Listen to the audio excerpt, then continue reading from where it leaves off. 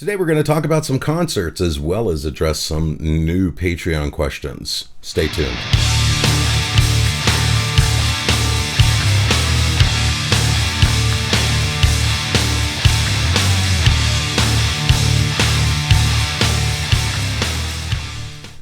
Well, hello all you Facebookers, YouTubers, and all other onlookers. Jimmy P. Brown II coming at you with another video. Today we're going to talk about the past last week's excursion that we went out and Deliverance performed and did some shows, and boy, we had a lot of fun. It was great, and so I want to just talk about that, as well as if we have time, squeeze in some questions from a patron. So, my travel day started last Thursday at 4:30 in the morning. So I had to get out and, get to the plane, load up the guitar, blah, blah, blah, blah, blah. And so we arrive, I arrive in Chicago. Everybody else arrived accordingly. Brian got there, Kevin got there, George got there. And then Jim met up with us on Friday, on show day. He flew into actually Peoria so he could pick up his drum kit, because he has a drum kit out there in Peoria when he rehearses and plays shows with the Blamed. So that actually worked out really well. So he could play his own kit. I get it. Drummers are very personal, especially now that we get older. We really are very, very, we like to play on our own stuff. So it's cool. Or at least pro level stuff. And nonetheless, boy, so we get there, and the weather was so much colder than I had been experiencing here in Las Vegas, and so that was a little odd. But I'm glad I took a jacket, and we were comfortable. But yeah, it got down in the temperatures. Friday morning when I woke up, it was like close to 38 degrees. So it was nice. It was a nice change.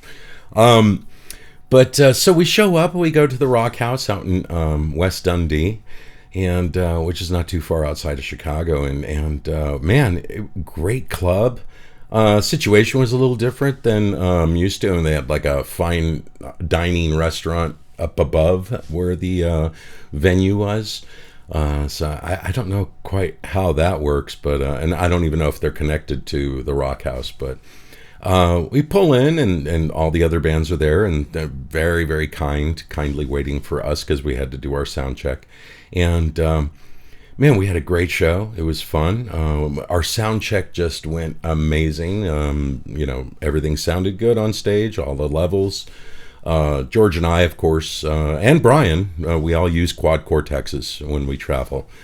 But George drove in from Nashville, so he was able to bring a couple of cabinets for us. So we run out, to the cabinets.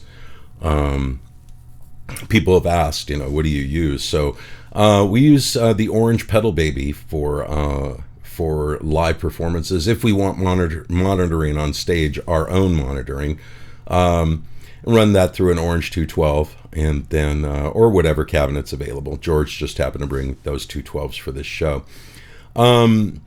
And then we have front of house that just goes out to the front of house, and that's what we use.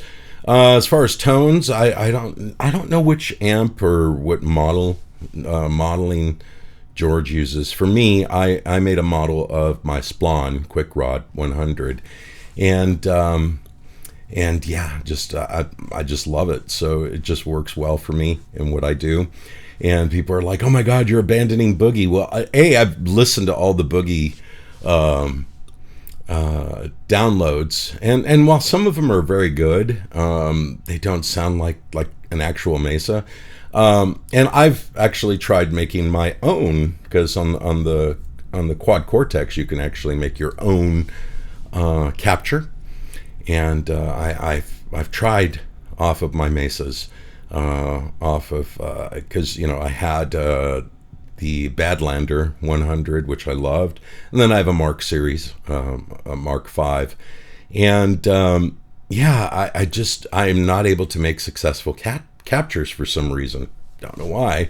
And what it is the Boogie is, and I've talked with their tech support and to see if there's something I'm doing wrong. And no, they just said it's an incredibly particular amp, and it's hard to capture because of its complexity. I mean, Boogies, if you know Mesa, they change tone literally every time you turn it off and on. You don't have to touch a thing on your settings at all, and it'll just sound different the next day when you turn it on. They're a strange amplifier. But they sound great when they sound great, you know. So when I tried doing the Splon, I mean, it was like it just took one capture and it caught it, and it caught it perfectly. So that's what I've been using. That's just what I like. I love that amp anyway, the Splon. It's just so loud. I can't really utilize it to its full strength. Not here, at least, in my apartment. But man, what a great amp! Just such a warm, beautiful tone. It's like just a awesome juiced up Marshall, you know. Just sounds great. Kick a tube screamer in front of it, and you're good to go. Anywho, so yeah, everything was great. We set up, we do our thing, and then we come back out for our actual performance, and George's rig's just not working. We can't figure it out. It's making this horrible noise. Luckily, the venue had extra amps there, and we were able to utilize a Marshall that was there. And George pulled it off. He utilized that Marshall the best he could. I mean, it was all last second, right there with the audience watching. And but he got it, and we started, and we had a great show, great concert, great turnout. You know, not as many people as I'd hoped, especially for having not played in Chicago in over 20 years. But nonetheless, you know, I enjoyed myself quite a bit, and the bands that played with us were fantastic, super nice people, and all these great bands. In fact, one of them, the band that was opening right for us, I even put them on my YouTube or my Facebook Live because they were just so good. So had them on there. So if you can, check it out. I know those things disappear after, I think, 30 days. So, but check it out on my Facebook. And those of you know I don't use Facebook a lot, so I'm on once in a while, but I've been hacked so many times it kind of gets old. And then and whenever I log on to Messenger just to speak with a couple of people that I talk, you know, in Europe mostly, but my God, I get bombarded, and I've got over like 500 messages that I haven't read. So I'm so sorry. I apologize, but you guys know if you need to reach me, you can reach me at my email. My email is not a secret, JimmyPBrown2 @gmail.com. So you can always reach me that way. That's the best way to reach me, because I'll just disappear from Facebook for 6 months. So if you send me a message, you know, more than likely, yeah, I'm not going to see it. Anywho, so we do that show. It's great. They're wonderful fans.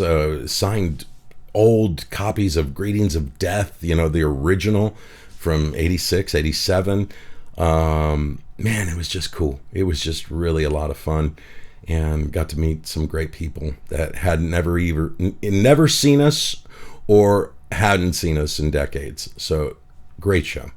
Then we loaded up, and we were like, okay, let's try to figure out what's going on with George's rig. And I suspected Dirty Power, as well as our tech and our stage manager, Ray Vidal, and he suspected Dirty Power as well. And so we were on our way to the show in Ohio at the BMI Event Center out in Versailles, and we stopped by Sweetwater and put in a ticket and had them look at it, and everything was fine. Everything worked just fine. So it was like, okay, so this might be the issue then. And it was cool too, because Brian had never been to Sweetwater, George had never been to Sweetwater. So everybody had fun going to Sweetwater. Lee, who was there with us, Lee had never been to Sweetwater. So it was a nice little stop, but yeah, we had to get going because we were really late for sound check for our show over in Versailles. But get to Versailles and greeted there by everybody. You know, we're taking care. Brian Kemper was there, who's going to be at Immortal Fest speaking, and some great folks. You know, and my favorite part is I got to meet finally in person two of my most wonderful patrons. I call him my number one, but it's because he actually was the very first patron to sign up for Patreon when it came on board, when it came online. And it was Terry Carmoni. And you might remember him last episode or the episode before. He had a host of questions. But it was so great to put a face to the name and to actually talk with him.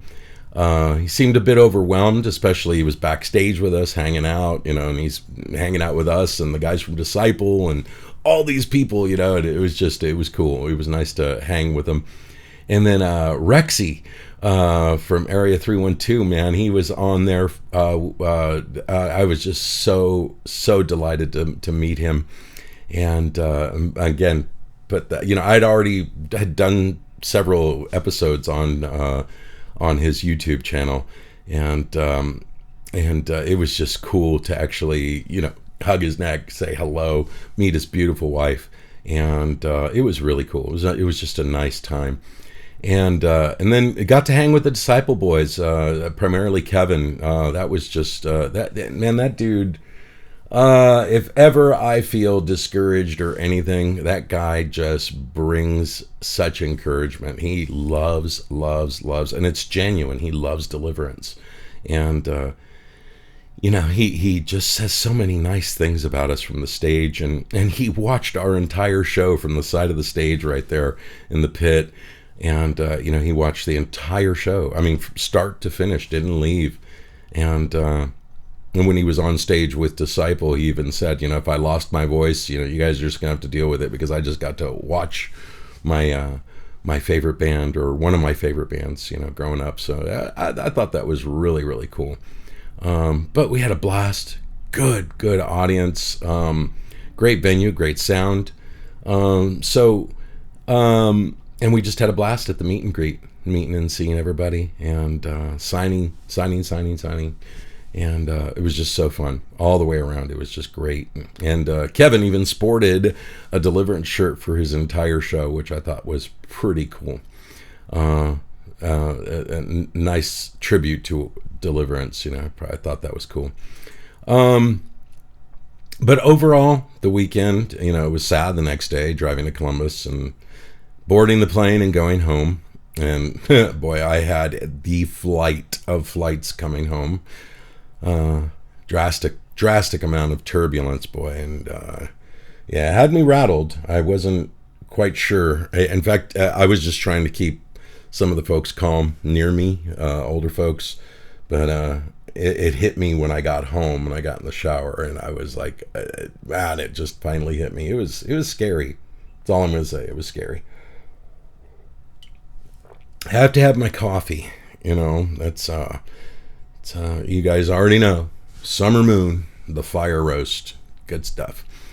If you haven't tried it, try it. They're not a sponsor or anything. They're very appreciative of the fact that I like pushing their coffee, but they're not a sponsor. Maybe I should hit them up, though, at least to get a free bag of coffee here and there. But they are just great. Gotta try them. If you like a good medium, or not a medium, a good dark roast. It's an extreme dark roast, so it's really yummy. And if you want to soften it up a little, just throw a little whipping cream in there and stir it in. Oh yeah. Anyways, so overall, shows were super. They were super, and I enjoyed every bit of it with the guys. Brian, what a nice welcome back for Brian Carilla. People were so excited to see him. They just, it's like they hadn't seen him with Deliverance since 1992, I think, when after the Stave Execution album was released. Brian did some shows with us. People don't realize he played on and performed on the Stave Execution album. But it was just cool. It was really cool for Brian. Brian enjoyed himself thoroughly, and that group, myself, Brian, George, and Jim Chaffin, was the nucleus of what went out on the road for the Victory Tour in 1990. We started with Chris Hyde, our original drummer, but then he left us in the middle of the tour, and Jim picked it up and came in from there. And so, us four being on stage together again was really cool. It was very, very special. So we look forward to some more shows. But overall, went great. I wasn't too happy about having to sing 2 nights in a row. I usually like to have a break. But it did okay. Didn't do as well as I'd hoped, but it was cool nonetheless. I enjoyed myself thoroughly. But getting to meet everybody, hang out, exchange numbers, talk to people, yeah, it was superb. And I just loved every minute of it. And when it was over, and like I said, back home and back in the bedroom, it's like, just miss it. It's fun. I'd love to get out more and do my thing. So, all right. Well, it looks like we do have a little time. So let's try to attack some questions here that I got. Only a few this time. And this one comes from Mr. Kevin Noonkester, who is a platinum level member of the Patreon. And we're going to go ahead and just dive right in, shall we? And let's do that. So question number 1. Let's say you weren't the singer for Deliverance. Now let's say your singer left. Would you replace him with a singer that sounds identical to like Queensryche, Stone Temple Pilots, etc.? Or would you replace him with someone that was different like Black Sabbath, Anthrax, etc.? Well, I don't know. I guess it would just matter on what the new singer would have to bring as far as like stylistic. I wouldn't want a carbon copy of the guy who left. But someone that can do it, maybe, that can pull some of it off, but not a carbon copy, because you always want to bring somebody in that can do something a little different and bring their own game to the table. It reminds me of, I was talking with a fan, not Limp Bizkit, Linkin Park. Now they've relaunched with a female singer, and that was a tough call and a tough move on their part, and it was a very ballsy move on their part, but it works, and it works great. And I know there's a lot of people that criticize it, but you know what? They're selling out stadiums, so I think something's working. So, great question. Here's our second one, number 2. What movie would you have liked to create the entire score or soundtrack for? I would have to say,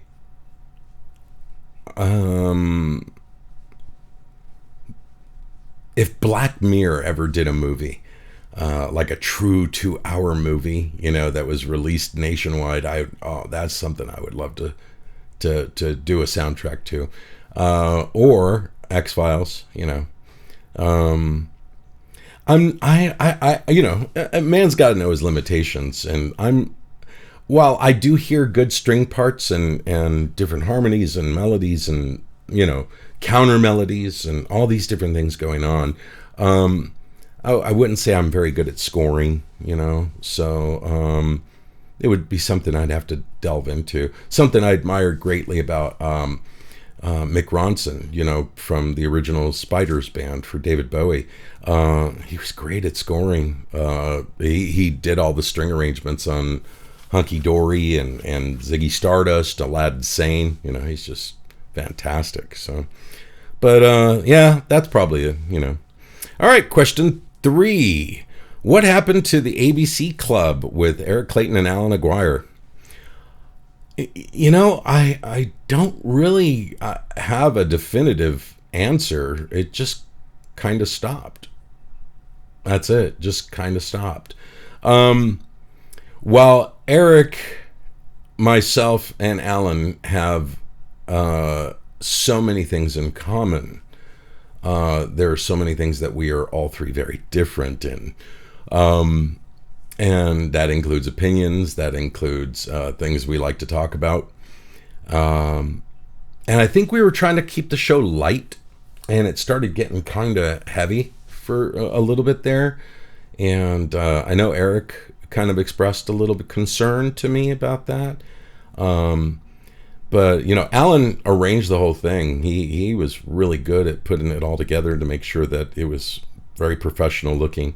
And I know I had missed a couple of episodes because I just slept in or forgot about it. But yeah, it did just kind of fizzle away. And I like I said, I don't have an exact answer for you, unfortunately, because I don't know why it did. But I'd love to see it resurface. If maybe that's what it was. There just wasn't enough interest. Yeah, I don't know how many views it was getting. I don't know. So be nice though to see it resurface. Next question. I have been a Deliverance fan since the first album. My favorite albums are Stay Through Camelot. If I had to remove one from the discography, it would be What a Joke. If you had to remove one album from the Deliverance discography, which album would it be and why? I'm probably going to go with, and this is going to shock some of you. It's going to shock some of you, because I know you guys are all thinking, What a Joke. But I think there was things about What a Joke that had merit. Primarily the Prophet of Idiocy, pseudo-intellectual product of society. There was, and the title song, What a Joke. There's some good songs there. They just weren't executed very well. But there was good songs there. Take out all the dork songs and just leave it as a small EP. Man, I think it would have did well. But the album I would like to remove probably is Assimilation. I loved that it was different. I loved that it came out and offered something different in the catalog. It just didn't come across the way I wanted it to. I had a very different idea in my head as far as sound. I was hearing something different, and I was having to work with an engineer who wouldn't let me touch the controls. And, it was very, very safeguarding of the studio, and just got really annoying. So, yeah, it was a little bit of a bummer. So overall, that would probably be the record. Yeah. So, okay. And it looks like we're on our last question from Mr. Kevin Noonkester. I was personally excited for the Guidestones album. What was the reason you changed your mind, and what is your personal opinion on the Guidestones? Hoo-hoo. That would take an entire episode to cover. As far as my opinion on the Guidestones, yeah, that would take an entire episode. Maybe one day I'll do that. Certainly if I ever launch Fractured Brain again, I would cover it. But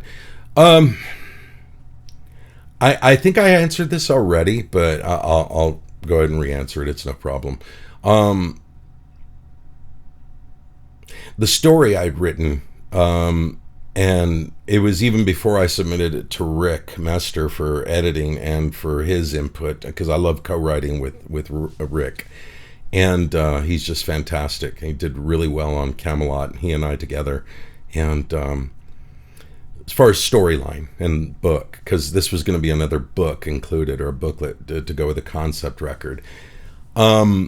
Inside the mind and the idea of this small group of rebels that were going to take down the Guidestones. Those things, when they were built to kind of, withstand war, withstand population elimination. They were put there to help guide humanity on rebuilding the planet. And in the book that I was writing, or the booklet, it was eerily what happened in real life, where somebody went and parked a car and went and planted explosives and blew them up. And it kind of like, I guess just from a conspiracy theorist that I am, from that perspective, it kind of freaked me out, and I just decided to, pull back. Didn't want any association with that, and because you never know. You just don't. I mean, something's listening to us all the time. We talk about it. It's like, oh yeah, I really wish I had a polka dot Strat. All of a sudden, you pull up your feed on your phone and nothing but polka dot Strats pop up. It's with that kind of technology happening right now, it kind of scared me in the sense that, oh my God, what if I had, what if I had put that out and then I would have been associated with that? Not saying that I'm like this huge artist that everybody listens to, but, just takes that one association. Because like I said, if polka dot Strats can come up on my feed after talking about it, then why, and it comes up in Google searches when I didn't look up for a polka dot Strat, but it heard me, how much more something like this of that nature. So again, it was just didn't want anything to do with it. And then the quick cover up of how, it took down, but then they just bulldozed the entire site. I mean, no crime scene investigation. No, let's keep this open for a while. They bulldozed the entire thing, and really suspect, that whole thing with RC Christian and how it, it's if you haven't looked into the Guidestones, you should. It's an interesting thing, because that reshaping of humanity. It was a new 10 Commandments, as it were. But maintaining population to 500 million or less, that's a little scary. And then you just keep going down, and each tenet just gets weirder and weirder. So check them out. It's we don't know if it was Rosicrucian, Freemason influence. We don't, we could go on and on and on. But like I said, I may have to just do a full episode dedicated to that. All right. Well, thank you again for those questions, Kevin. And thank you again for all those who attended the shows. And hopefully when we have some new ones coming, I guess we had some in California that we're trying to make, and Oregon and Guatemala and El Salvador. But it's just a matter of people can facilitate us. We ask way less than most, so I wouldn't see why not. But nonetheless. All right. Thank you so much for joining us tonight. I know it was a long one, but, hope you hung out, hope you watched, hope you listened, and we'll see you on the next one. You already know the drill. If you like this, like and subscribe. Doesn't cost you a thing. If you want to be a supporter and you want to pledge $5 or more a month, please visit our Patreon at patreon.com/JPBII. Otherwise, go to jpbii.com for all things me, and Deliverance, deliverance23.com, all things Deliverance. Much love to all of you, and thank you again. And thank you again to Terry and Rexy for making it out to the shows. Much love to all of you. You guys have yourself a wonderful rest of the week, and we'll see you all very, very soon.